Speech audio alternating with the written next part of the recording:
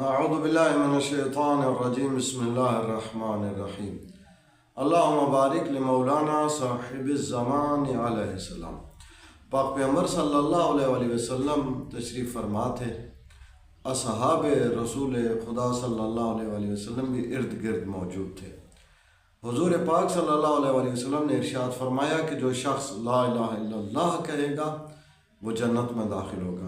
اصحاب میں سے 2 صحابہ یہ کہنے لگے کہ ہم بھی گواہی دیتے ہیں کہ لا الہ الا اللہ ہو۔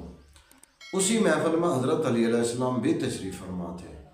پاک پیغمبر صلی اللہ علیہ وآلہ وسلم نے فرمایا کہ اللہ نے یہ وعدہ کر رکھا ہے کہ وہ یہ گواہی صرف علی علیہ السلام اور ان کے چاہنے والوں سے قبول کرے گا۔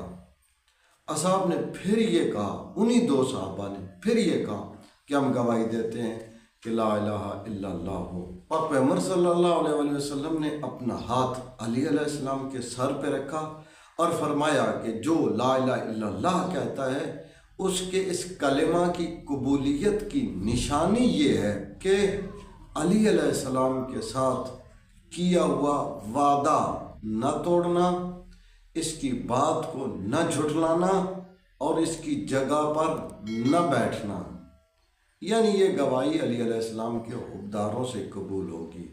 اور اس کی قبولیت کی نشانی بھی رسول خدا صلی اللہ علیہ وآلہ وسلم نے بیان فرمائی ہے۔ اگر کوئی شخص اس تحلیل کو یعنی لا الہ الا اللہ کے کلمہ کو روزانہ 100 مرتبہ پڑھتا ہے تو امام جعفر صادق علیہ السلام فرماتے ہیں کہ اس روز اس شخص کے اعمال سے بہتر کسی کا عمل نہیں ہوگا سوائے اس شخص کے جو 100 بار سے زیادہ لا الہ الا اللہ کہے گا۔ اپنا اور اپنے چینل رائے نجف کا خیال رکھیے گا۔ اللہ تعالیٰ سے دعا ہے کہ امام زمان اجل اللہ فرجہ شریف کے دور پر نور میں تعجیل فرمائے اور تمام مومنین و مومنات کی حفاظت فرمائے۔